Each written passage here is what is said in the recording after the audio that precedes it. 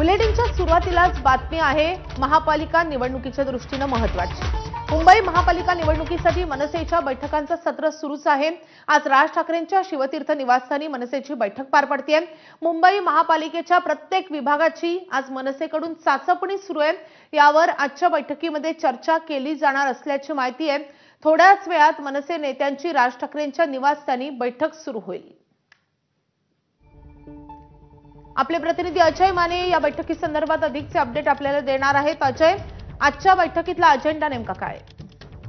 जर पाहिलं तर वॉर्ड वाईज जी आहे ती आता चाचपणी महाराष्ट्र नवनिर्माण सेना पक्षाकडून करण्यास सुरुवात झालेली। खरं तर आरक्षणाची सोडत आणि निवडणुकांच्या आरक्षणाची सोडत जाहीर झाल्यानंतर आता मनसे जे ते बारीक सारीक ज्या गोष्टी आहेत त्याच्याकडे लक्ष देऊ लागले आहेत। या आधी विभाग वाईज जो आहे तो संपूर्ण आढावा आणि अहवाल जो आहे तो मनसेकडून तयार करण्यात आला होता।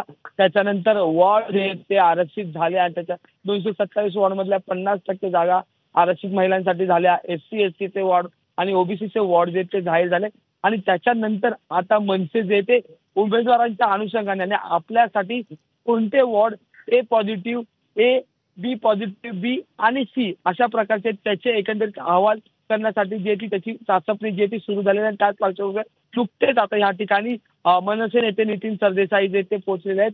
काही वेळात बाळा नांदगावकर जे ती या ठिकाणी पोहोचतील आणि इतर केंद्रीय नेत्यांना घेऊन जे ती राज ठाकरे यांच्या निवासस्थानी जे ती बैठक सुरू होईल। या सगळ्यात महत्त्वाची म्हणजे की केंद्रीय समिती प्रत्येक वेळेला जो आहे तो अहवाल जो आहे तो विभागाध्यक्ष असतील, शाखाध्यक्ष असतील, गटाध्यक्ष असतील यांच्यासोबत चर्चा करून मागवत आहे। त्याच्यावर मग केंद्रीय समिती एकंदरीत वेगळी चर्चा करते आणि त्यानंतर केंद्रीय समिती आणि थेट मनसे अध्यक्ष राज ठाकरे यांच्यामध्ये चर्चा होते। त्यामुळे आता मनसे जे ते प्रत्येक गोष्टीला जे ते आणि प्रत्येक वॉर्डची जी आहे ती रचना पाहत आहे। त्या ठिकाणी कोणता उमेदवार देणं अपेक्षित आहे किंवा मग त्या ठिकाणी ती एकंदरीत परिस्थिती काय, त्या ठिकाणाचं वातावरण कोणाच्या बाजूने, त्या अनुषंगाने सगळी जी आहे ती चाचपणी आपल्याला करताना पाहायला मिळते। एकीकडे महाराष्ट्र नवनिर्माण सेना आणि उद्धव ठाकरे यांची शिवसेना यांच्या युतीच्या चर्चा जोरदार रंगलेल्या असताना मनसे स्वतःच्याही नक्कीच आजची बैठक महत्त्वाची आहेच। अजय, तुमच्याकडनं या बैठकी संदर्भातले अपडेट घेतच राहू।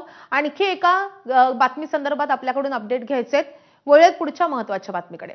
रायगड जिल्ह्यामधल्या उरण नगर परिषद निवडणुकीमध्ये मविया आणि मनसेची युती झाली आहे। प्रचाराच्या पोस्टरवर महाविकास आघाडीच्या नेत्यासोबत मनसे अध्यक्ष राज ठाकरे यांचा फोटो झळकतोय।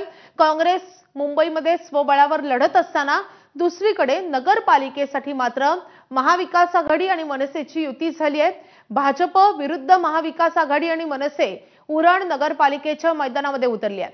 उरण नगरपालिकेच्या निवडणुकीसाठी महायुतीतील घटक पक्षाला सोबत न घेता भाजप मात्र स्वतंत्र लढणार आहे।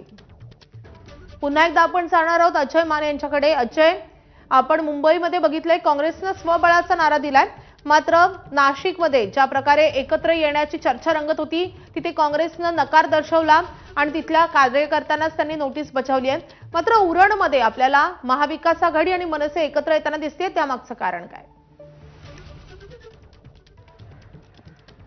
आपण जर पाहिलं तर उरणमध्ये आता महाविकास आघाडी आणि मनसे एकत्र आलेले। एकीकडे मुंबईत एवढं मोठं रणांगण होतंय काँग्रेसमुळे की स्वबळाचा नारा भाई जगताप पासून ते आता थेट मुंबई अध्यक्ष वर्षा गायकवाड यांनी सुद्धा म्हटलेलं की आम्ही मुंबईत स्वबळावर जाऊ। नाशिकचं चित्र आपण पाहिलेलं आणि त्याच्यानंतर आता मात्र भाजप समोर हे महाविकास आघाडी आणि मनसे एकत्र येऊन जे तो शरू ठोकताना आपल्याला पाहायला मिळतात। आणि शरद पवारांच्या राष्ट्रवादीच्या भावना घाणेकर यांनी जो आहे तो नगराध्यक्ष पदासाठीचा उमेदवारी अर्ज भरला, त्यावेळेस मोठं शक्ती प्रदर्शन केलं।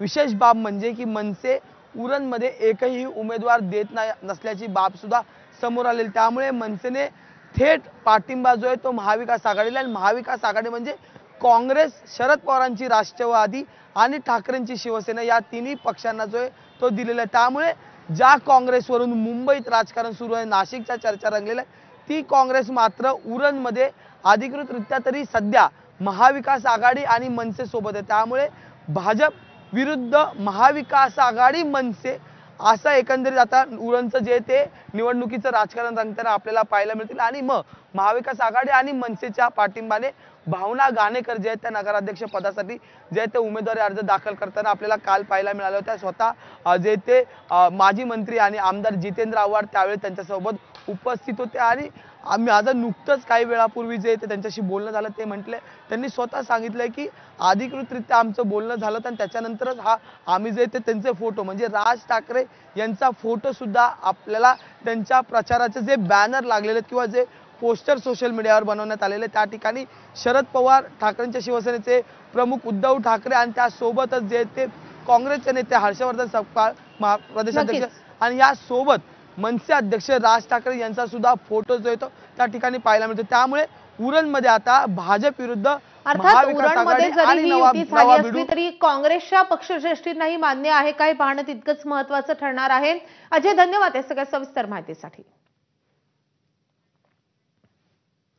तिकडे नाशिकच्या भगूर नगर परिषद निवडणुकीमध्ये महायुतीमध्ये मोठी फूट पडली आहे।